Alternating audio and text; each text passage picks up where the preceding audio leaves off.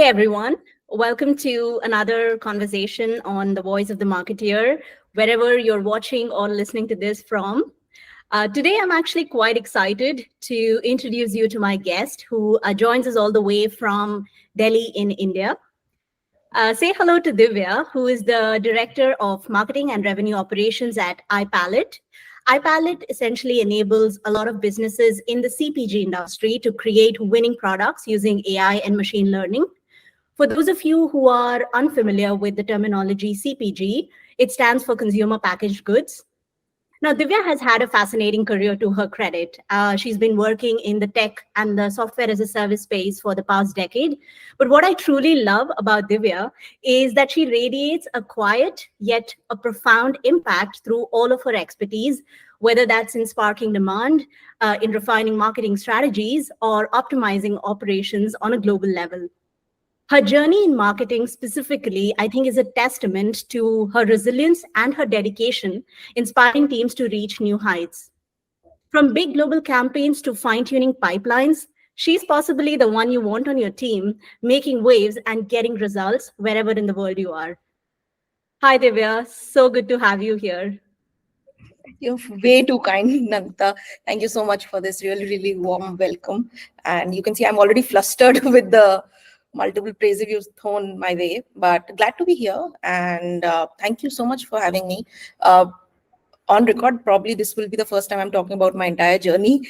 But I saw the last interview you did, and that really blew me away, the way the conversation was flowing. So, which is why I thought I was up for it. And yes, here we are. Thanks, Divya. That's very kind too. But I think to begin this conversation, obviously, we're going to go down many different paths in the next hour. I'm sure of that. But I think to kick it off, I'd love for us to go down the memory lane a little bit and trace back to where you actually started. Because I know you didn't have a conventional marketing career as a start. And I also know that you are quite a natural at storytelling because you began your career in journalism. Is that right? Yes. So basically, I'm an engineer like all the other 1,000 people on this planet.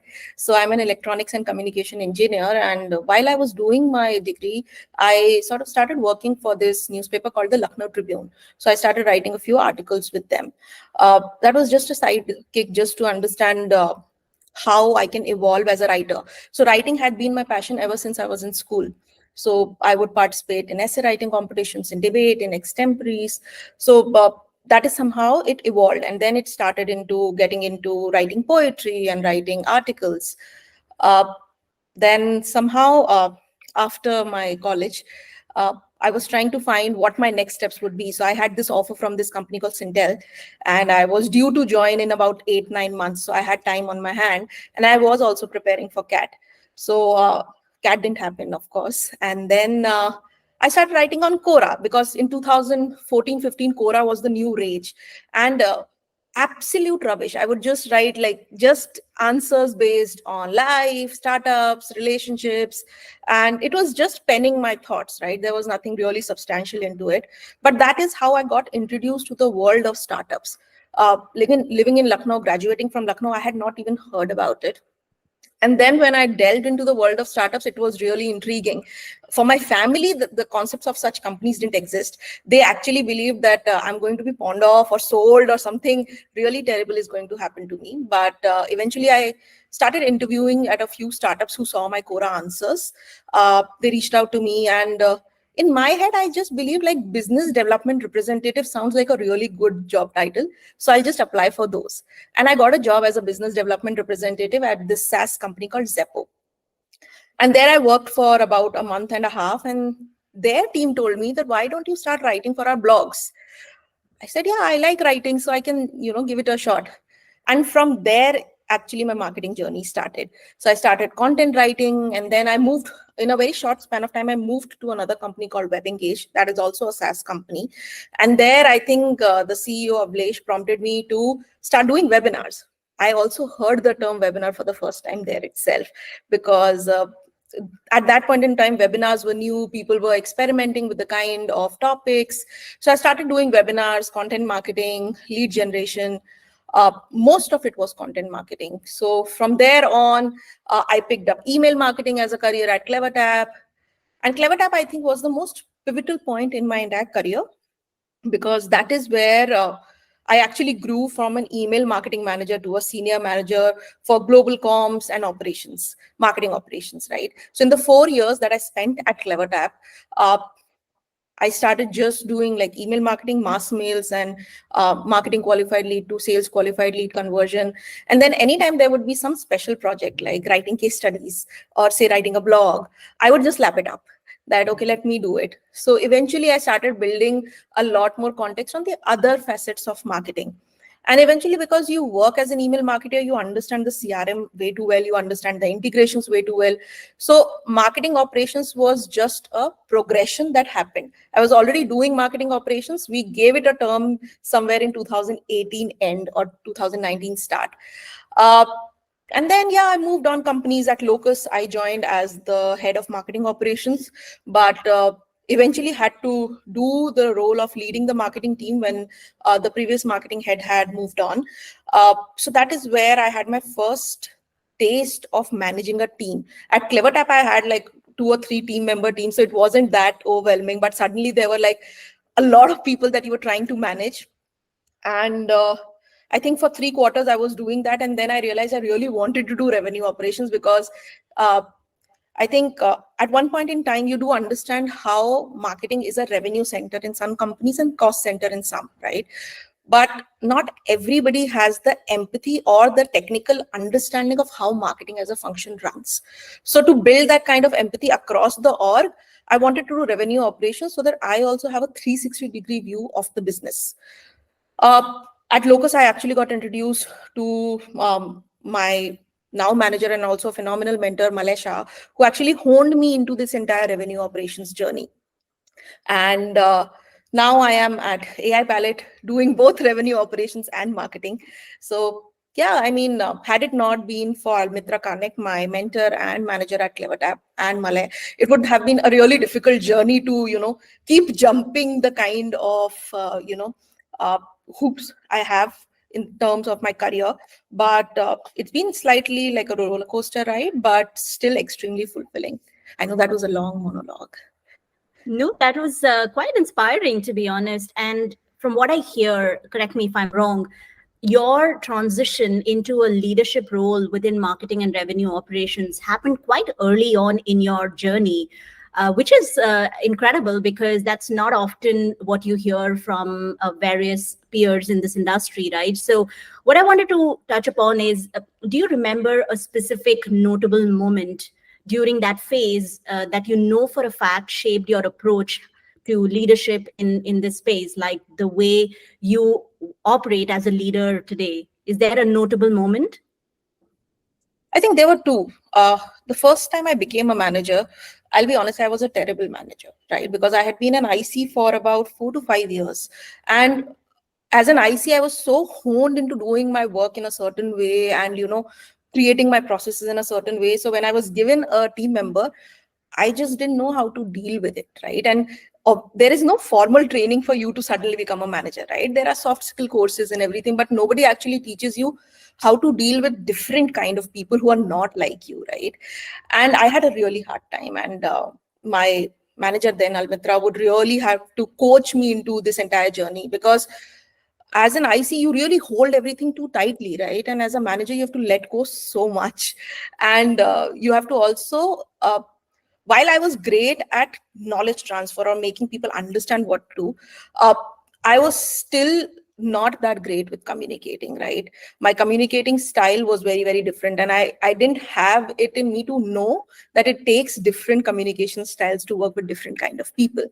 So at that point in time, I think I kind of decided I don't want to be a people's manager anymore. I want to just be an IC. And then when Locus happened, and suddenly there were so many people around me, and there was no senior marketing person, uh, I stepped into, and the initial friction was there. Like, I could see that people are not warming up well, because there are so many processes being created, and KPIs and all of these terms being introduced for people for the first time. But I think 6th 3 to 6 months into my journey, there was the first manager feedback that happened, right? And I think that clicked something, because people had written some really nice things about me, which I wasn't anticipating. And I think that change came because this time when I was a manager to people, I had that empathy. I had that understanding of how to deal with different people, how to, manage expectations of different people, and also manage my own expectations while working with them.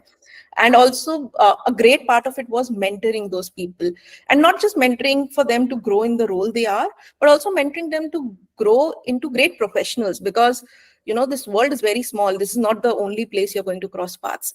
And I just want them to, once they move on even from this organization, for them to feel that this particular journey contributed a lot to their growth. So I think that empathy, that kind of understanding, handling conflict, that all came in my second stint. And very naturally, maybe it was just age, maybe it was my previous experiences. But the moment I read those reviews, right, there was this sudden confidence that, I've got it. Now I understand how to deal with people. So from 4 to 15 to 13, when that keeps on adding up, you now have more control, and you now have more understanding of how as a manager you can be better. But yeah, That's I think those were the two pivotal ones. That's very interesting, because I think when it comes to people leadership, and I can speak from my own experience as well, nobody prepares you for this. Just nobody tells you how to approach it. And it is something that you truly learn on the job, whilst really immersing yourself in those experiences, right? But just touching upon something you said, which is mentoring and having the right mentors. I remember in my last conversation with Sandeep John, he mentioned something similar, and just drawing parallels between both these conversations. Have you also had mentors, or do you still have mentors that you often reach out to help you make sense of something, to help you navigate some of these complexities, especially as you also go up the ladder? Of course. I mean, I truly believe I'm a product of great mentorship, right? I think, excuse me, Almitra Karnik, my former mentor at CleverTap, she's my mentor still, my former manager at CleverTap. I think she took me under her wing, and I've seen her manage work, her personal life, and all the challenges that come across in SaaS marketing all together, right? While she had two infants at home, right? And anytime I am in a people challenge issue, right, I'm always going back and thinking, okay, how would Almitra do this? Or how? And there are times where I would just give her a call, right? Now, since I am also leading marketing, right, there are so many times I just give her a call and ask her, how would you do this? I mean, this is too overwhelming sometimes, right? And she really provides me the great perspective on how to manage people and manage expectations of your peers, right, which is also very important in marketing. And then, of course, as I grew forward in my journey, I also came across another mentor who is also a former and current manager, Malay. uh, Malay actually came with a lot of experience in consulting. So he was a very different person altogether, right? So the kind of insights and the learnings he brought to, my career were, I mean, it really like pushed me like by a 10-year gap or something. Like I had a 10-year gap in my understanding of revenue ops, I believe, but he really pushed me to be there at the industry standard, right?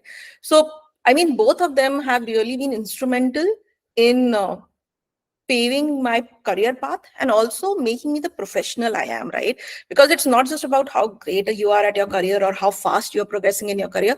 It's also about work ethics. It's also about your morals, your values. Uh, how do you want to be remembered as a person, right?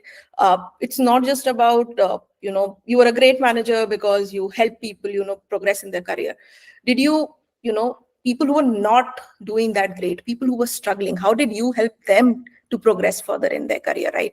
Like there are superstars in every team and they will continue to be superstars with a little push also. But there are some people who are still trying to find their feet. Are you helping them to become the superstars? So I think that is something I really learned from both of them, because I think both of them have led stellar teams.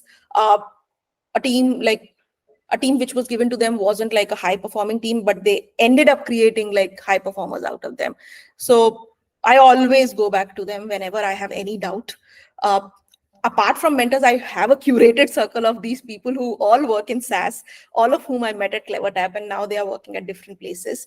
Uh, that is like also a close group that I have. So anytime I have like some confusions about, how to go about this, have you done this prior, I always reach out to them. So I'm not as extroverted as other people. I don't have a lot of network, but the small little network that I've curated, I think that has helped me like 110% of the times.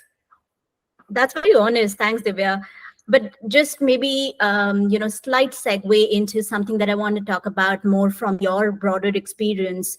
I think the first thing I really want to understand is how do you today approach finding the right balance between, say, short-term tactical wins and long-term growth in marketing? Because I think there's no one over another, especially in the field of marketing, and particularly when you are working for a high growth, hyper aware SaaS organization, irrespective of what stage they might be at.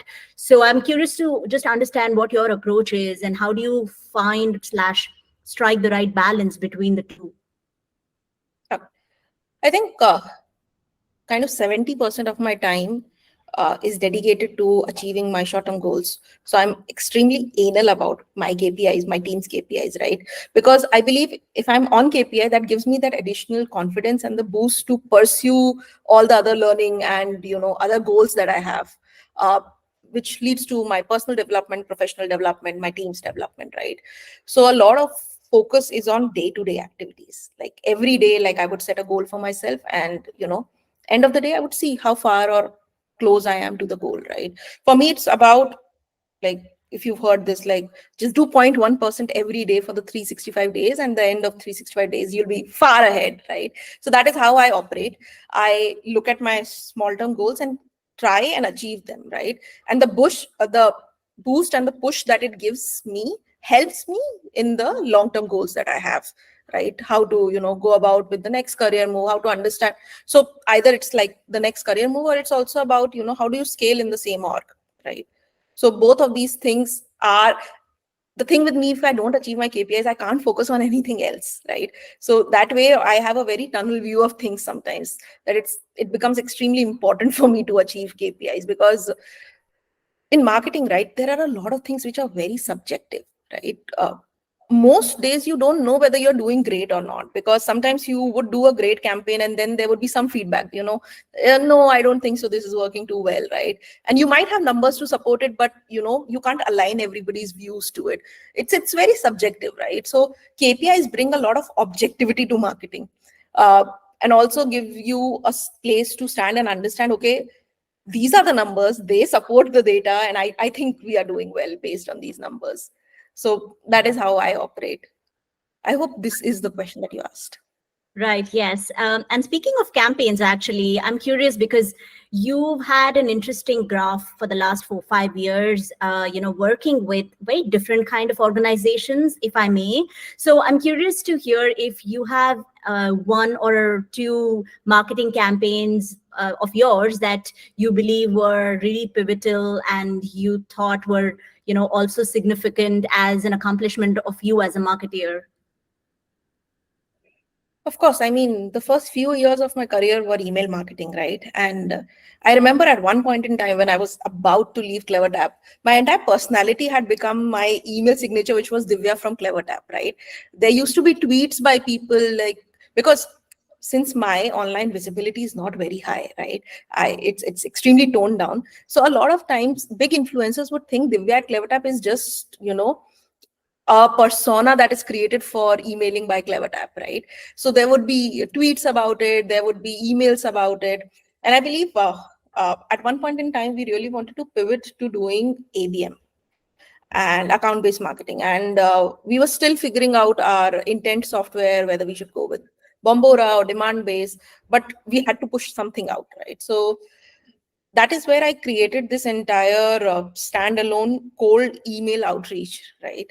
And I think that bagged us few deals which were accounting to few hundred thousands, and it was zero cost, because those were cold emails. There was no infrastructural cost related to it. There was no tool cost related to it. Obviously, I mean, we already had the tools in place, but there was no incremental dollar value associated to it. So if you have to see the ROI of the campaign, that was just like the time invested in the research of it and the orchestration tools, which were already in place, right? So I do remember at that point in time, all I had done was just Google search and nothing rocket science. Google search, going to their LinkedIn profiles, liking a few posts they already had, commenting on a few posts they already had. So they kind of knew my name. I was a familiar face to them. And I think bam, 7 days later, the first email and then the next few emails. And I believe this was a successful one, not just because of the pipeline ROI, but also I think several like weeks later, I would still get screenshots from the salespeople saying, the people were talking about your emails and they really loved the emails that you sent. So that one was really something that I cherished. The second one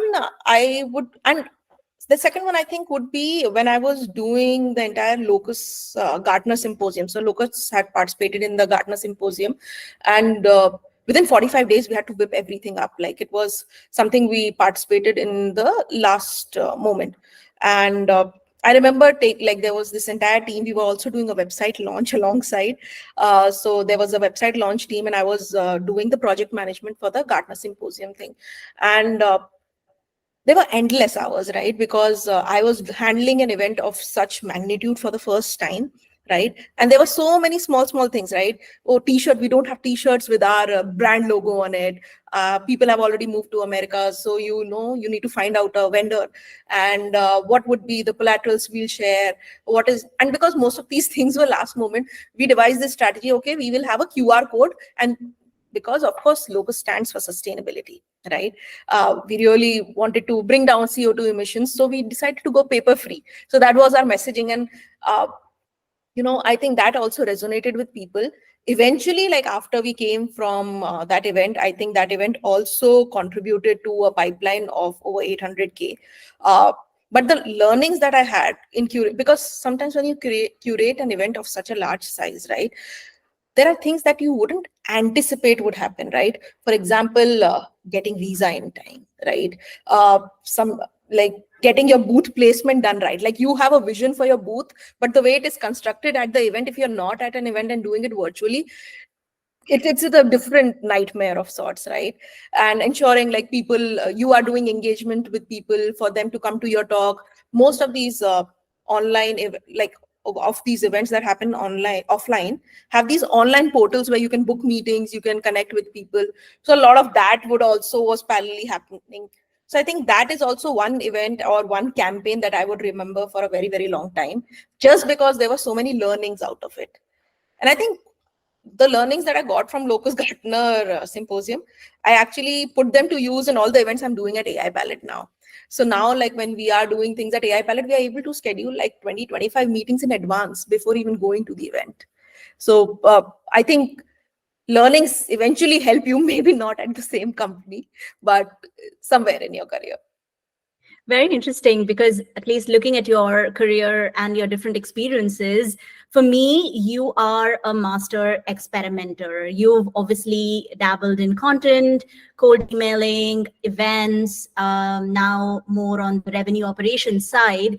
But I'm curious, is there one golden rule of experimentation you follow as a marketeer even today? Yeah. I mean, I might seem a lot experimental, but all my experiments are backed by data. So I will find some little shred of data. So even before I do like an email campaign, right, which is like a cold outreach, I would actually see like all previous cold outreaches done. What was their open rate? What was the read through rate for them? If people were clicking or not? What was the, say, deliverability rate for them? What was the inbox placement for them? So everything that I do, I really like it to be backed by data. All the experiments that I run, sometimes there is no data, I agree, right?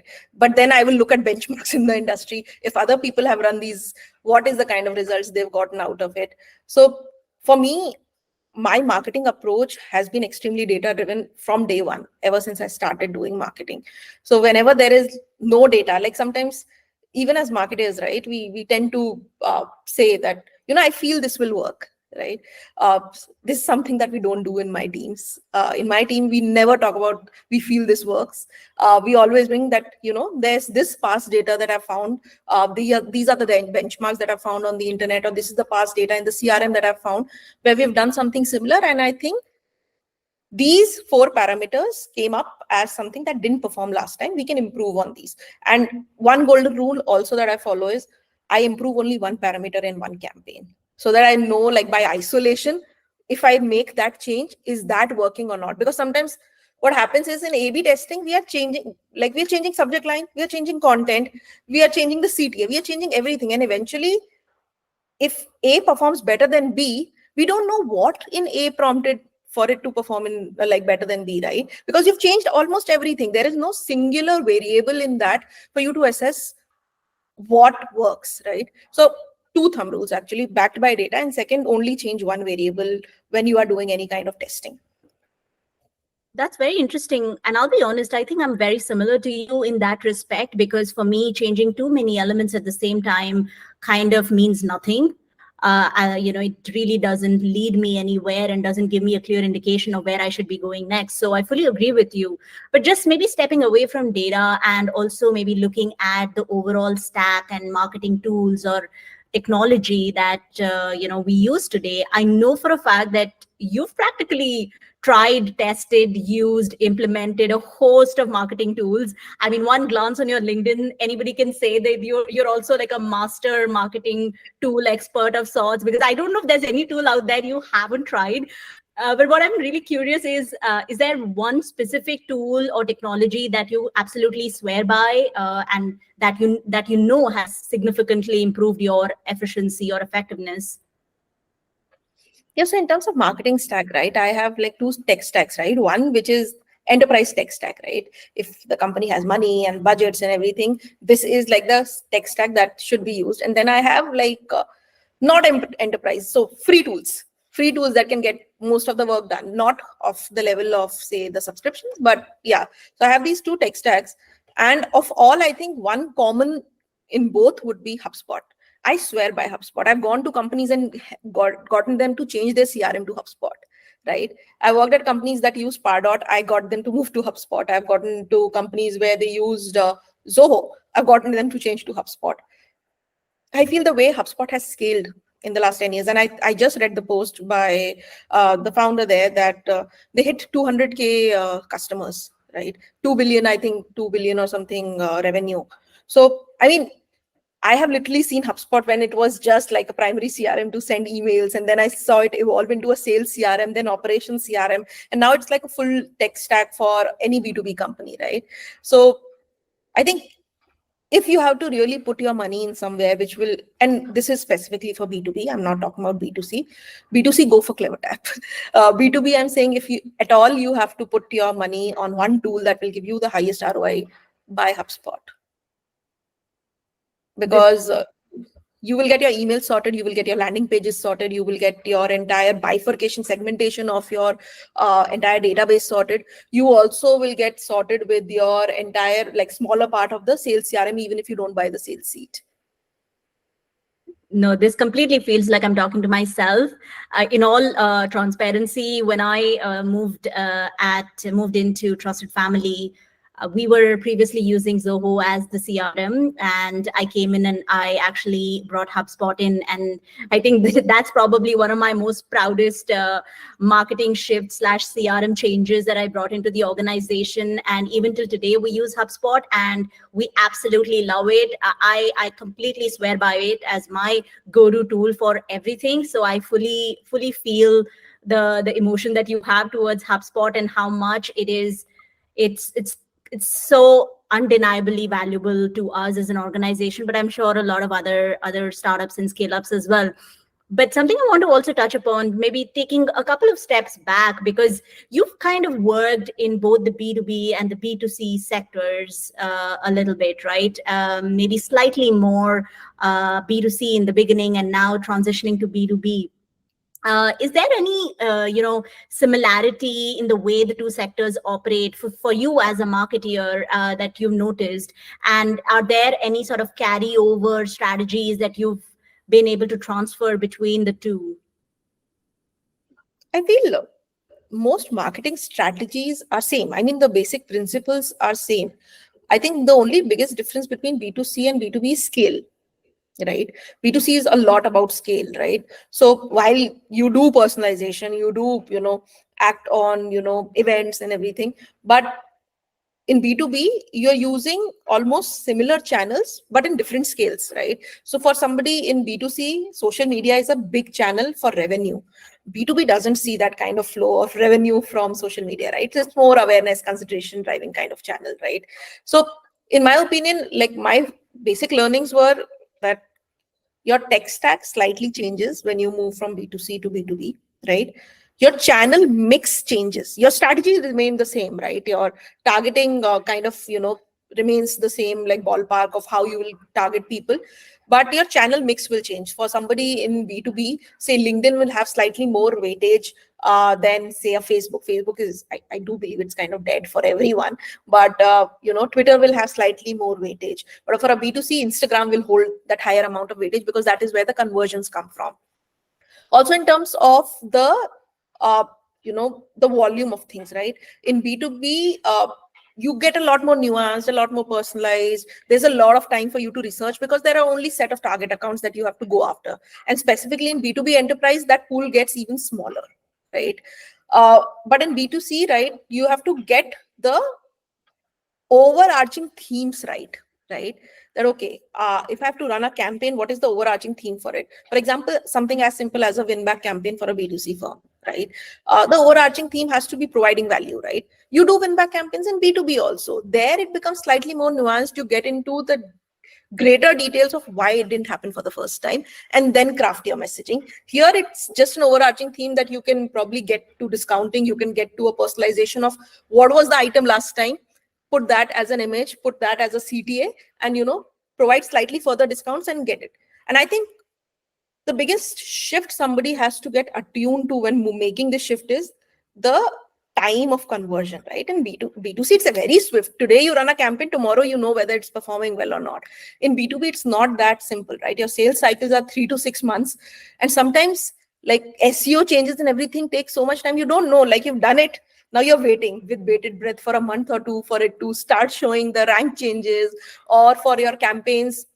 Like if I do a campaign today, I would know if it has created deals or not, maybe a month or 45 days later because of the sales cycle. Yeah, you have a discovery process, you have a demo process, and then a deal gets created, right? In B2C, it's very quick. Like you might run a campaign today, by the end of the day, you have revenue at hand, right? So it's gratifying, and instant gratification is there, and it's, uh, you have to be quicker. I think it's the pace at B2C is really, really fast, and you have to keep yourself up to date with the algorithm changes, uh, and act faster. I mean, you have to be able to understand what's going wrong and correct it faster. I just think that B2B gives you slightly a little bit more time to be able to adapt. That's very true, actually, and that's spot on, Divya. But maybe just going a little deeper into revenue operations, and sort of addressing the big elephant in the room here, because I'll be honest, I was recently speaking to a senior marketeer in Paris who's also just about started her journey in revenue operations. And, through the conversation, we had a little joke how few people actually know what revenue operations is or what somebody in RevOps actually does. So I want to hear it from you in terms of like, how would you explain your job to somebody in marketing who's never heard of this phrase or is still confused about all the definitions that are floating around? I think to put it extremely simply, right?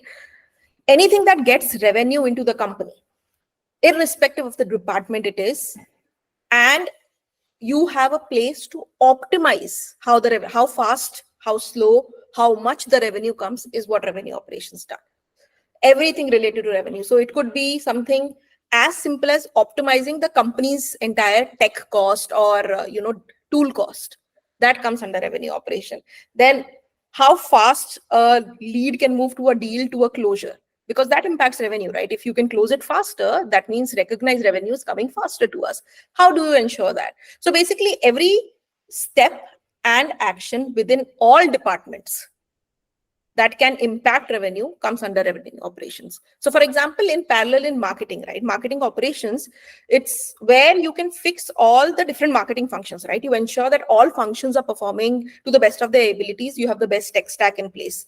Now just imagine doing it for the entire business, which includes sales, CS, finance, tech team, product teams, data science teams if you have. So imagine just marketing, I think for a lot of people in B2B, the buck stops at pipeline. There are certain companies who do revenue also, but I've seen most companies actually stick to MQL SQLs, right? Which is still top of the funnel. A lot of companies are now pushing for pipeline where they really want marketing to become a revenue center and not a cost center. And then obviously, eventually it's contributing to revenue, right? So sometimes we get blindsided, right? Okay, I've done my pipeline, but eventually if the pipeline is not converting, the company might not do that well if marketing is the one who's contributing to the largest percentage of pipeline. So similarly, like renewals, are they happening at the pace at they should be? Is sales, maintaining the kind of sales hygiene? So there's sales operations also. So I think within revenue operations, there's sales operation, marketing operation, product operations, finance operations, all of them roll up into revenue operations. So you need to ensure that the data that is getting reported to the investors is correct, right? You need to ensure all the attributions are correct in all places, right? And obviously enhancements in processes, right? What could make things cheaper, faster, and easier for other people to comprehend. So my life is more about just solving problems across the org, right? That, for example, you do a win-loss analysis and you understand that, for you to close a deal, it takes you about 180 days. How can you make that 150 days, right? So then you go back into each deal stage and figure out where is it taking the highest amount of time. So for example, in one of my previous orgs, we figured out that proposal creation was taking a lot of time. And then I went and spoke to a few AEs that, okay, why is that taking so much time for you? So, there were no templates available. So every time they had to create a proposal, they will copy an old proposal and start changing things. So we templatized a few things over there, right? That ensured the pace of creating proposals was faster now. So that 2 weeks gap that was getting created, that got closed. So, you eventually saved on 15 days there. Then I figured out that, okay, the time when somebody fills a demo form to the time they actually get on a discovery is also 15 days. Can we reduce that? So we automated. At that point in time, we had Chili Piper. You could just automate and eventually people could pick the calendar slot just after filling the demo form. So that reduced that, you save 15 days there. So eventually every stage you go and just figure out, okay, what can I fix over here, right? And I think honestly, revenue ops is a lot of just following up with sales to update their Salesforce and HubSpots. I mean, people could make memes out of this, but that is a large part of our roles. I'll be honest, I think there are some memes that are currently floating around in the Twitter and the TikTok space about this, but that's a whole different conversation. But I think based on your explanation, I obviously hear 3 keywords in terms of actually explaining what RevOps does: fast, efficient, and effective. I think for me, those are the 3 pillars it sort of stands on, and the impact that it drives across the board in an organization. Is that a fair assessment? Yes. I mean, just making things more intelligent, cost-effective, and faster. Like these are the 3 pillars we usually operate on. And KPIs also for revenue ops are similar, right? This is around process optimization. It is about faster revenue recognition and about revenue getting into the company. Interesting. And something I want to maybe touch upon a little bit there, Divya, is I was recently speaking to somebody from the Revenue Operations Alliance, someone I'm connected to via LinkedIn. And, they have an annual publish of the state of RevOps, as was done last year. I think in December 2023, their last report was published. And, I saw glimpses of the report, but one particular section obviously caught my attention, and I really want to bring that up in this conversation. Apparently, they now have data to back the fact that the insertion of AI into the whole RevOps stack as a whole and all of the automation and efficiency gain that it can provide is apparently massive. Like they have evidence to support this theory now. But I'm curious to hear what your take on this is and just where you think all of this is heading. I mean, see, AI in general has been extremely instrumental in getting our work done faster, right? Specifically in revenue ops, I am slightly a little apprehensive of, letting AI take over there, because there's a lot of sensitive data, right? Uh, when you are dealing in RevOps, you have access to the financial data, you have access to, the hiring data, you have access to the company, reports. So necessarily a lot of revenue ops time also goes in analyzing data, right? So AI does help there, but that is something that I have not been very comfortable with, because uh, even with all the AI tools available, the data, right, and the security of data is still a concern, right? And there have been data leaks that have also happened in the past. So to be like more cautious, I don't deploy like AI in revenue operations, but marketing, yes. Like we have been able to operate like on a 3-member marketing team just on the backbone of AI, right? Because content creation is faster, analyzing SEO is faster, analyzing your marketing performance is faster, analyzing the gaps in the CRM is faster. And I do believe like when tools like say HubSpot introduce AI features within them, it's slightly more secure than going about, testing different AI tools which are available in the market, right? Because there, there's a data privacy policy in place, there's a data protection act that you've already signed for. So I feel more comforted.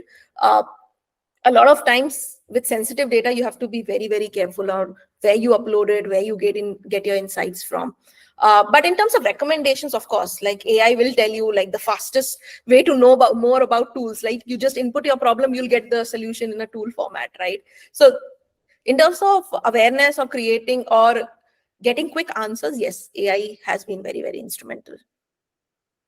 And what are some of your pointers, perhaps, to guide folks in revenue operations today to sort of stay on top of all the advancements that are happening? Because let's be honest, there's a lot of noise out there, and it's very easy to get lost in that, because one thing is finding the right tools to help you with the automation and efficiency gains in marketing, but another is to also know when to implement what. So what are some of your pointers to help people out there? I think the most important thing is firstly to sit with the leadership and understand the business goals. As a RevOps person, you need to have complete visibility into where the company wants to be 1 year from now, 3 years from now, and 5 years from now, because that is how then you build your processes, right? Most of the processes that you build will be on company requirements, right? Because when companies looking to scale in the next 1 year, there's a certain budget associated to it. So you have to be mindful of how you use that budget across teams and across tools, right? So that is the first step I always tell people who are in revenue ops and joining a new company or joining a new team. Uh, Always sit with your leadership and understand the company goals end to end, right? If possible, create an annual operating plan. So when you create an annual operating plan, you break down the big company goals into the smallest possible actionables, right? So when the company says, I want to do, say, 5 million this year, right? When you create your annual operating plan, which is breakdown by regions, breakdown by functions, breakdown by channels, breakdown by budgets, you will know like where your last penny is also going to get spent. So in Locus and in AI Palette, I've spent like the last few months of the year, like the preceding year, like Q4 of the preceding year, fine-tuning the annual operating plans, so that January 2024 or January 2025, I know where my last penny of even like is going to get spent, whether which tool is it going to be, which channels is it going to be, whether it will be spent in January, February, March, or December, right? So create annual operating plans as detailed and as in-depth as possible. Those should be the basis of all the OKRs and KPIs that get created, right? And third, while processes around automations, processes around getting things faster is always there, ensure that there is no gap between understanding of KPIs between people and their managers or their direct reports, right? So I do feel like the biggest gap is sometimes we do create annual operating plans, we create org level KPIs, but they don't translate into everyone, right? You might have a company KPI of 5 million, but how does an SDR sitting somewhere in US know what his contribution to it? So your company plan should get broken down into those smaller KPIs that translate into each and every person's goals. So I think that is something that revenue ops should actively look into, that there is salience over there.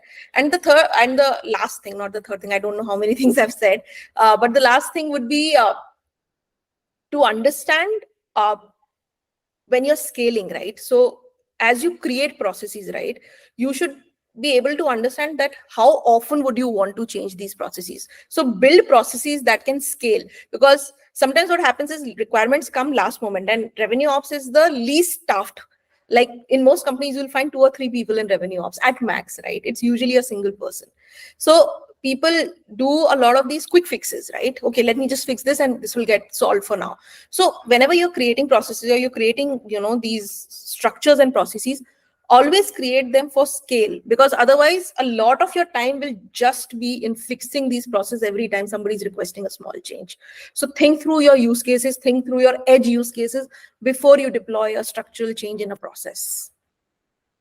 Very interesting. And do you think there's probably one most overlooked aspect of RevOps today that you wish more companies paid attention to? I think that would be streamlining the request that comes to RevOps, right? Because most of the times things would come to, because I think because there are so many requests that a RevOps person is handling, a lot of times they become very reactive to situations, right? That now this request has come, now they've understood, oh, there's the policy in the process there, right? So I think streamlining the kind of requests that will come to a RevOps person will give them that space and time to preempt all the challenges that would come with you. So when you hire a RevOps person, give them the space to first analyze the ground, okay? And the leadership should be able to prioritize the request that comes to a RevOps person, right? Because not everything can be P0 to be delivered end of the day, right? So if the leadership helps them prioritize, I think your RevOps function will be a lot more successful, and the output that you see out of them would be a lot more successful. Wonderful. Well, we're almost down to 50 minutes of chatting, Divya. I don't know if you realize the time fly by, but just to maybe wrap this up, I have a few quick questions, which are what I call quick fire. And these are things that I just want to throw them out there. And the first thing that pops in your head is what I'd love to hear from you. So if you're good with that, I'd love to kick it off. Sure. I think rapid fires are the rage. They are the rage, and I also enjoy it because then it gives you very little time to think. And I really want you to be impromptu about this. But let's hit the first one. If you could actually describe your career transition from journalism to marketing in one word, what would it be? Explosive. Right. Okay. Do you want me to explain also why I'm saying so, or it's like fine? Like, I'd love for you to explain, because that word is explosive. So no, I think I exploded my own brains doing that, because there was certain pace to life, and then somebody who's never been out of Lucknow suddenly moving to Mumbai, the pace of life there, and not knowing what marketing is, not knowing what startups are truly, not knowing what to do, how to scale up. I just went head on, and I do feel like the first few months were really explosive. And 10 years later, now I feel that, wow, what a career arc and what learnings and everything. At that point of time, I don't think my 22-year-old self realized anything. well, very well then. Is there one specific book in business or marketing that you often gift to friends and peers?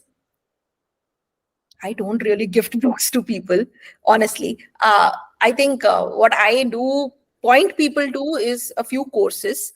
So there's this Udemy course about 12-in-1 marketing courses by Mark. I have pointed quite a few people to that, because I think that's an extremely comprehensive course for people who want to get into marketing. Other than that, books, I don't recommend books. Okay.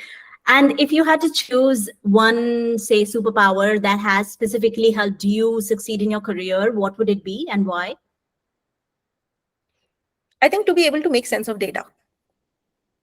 So somehow, whenever I'm looking at a data sheet, right, I'm able to make sense of why certain numbers are looking in a certain way, right? And I think that comes with experience, maybe, but I've always been able to make sense of data and figure out a spike or a dip very quickly, that why this has happened. So, making sense of data would be the superpower I do believe I have. Please don't take it away, please.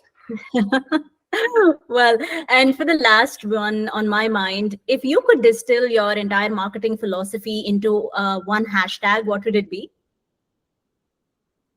Don't give up. I mean, Great. marketing is just about not giving up, because easiest to get feedback in marketing, easiest to get bogged down by feedback in marketing. I think uh, marketers need to separate the noise from feedback and keep at it. Just keep at it.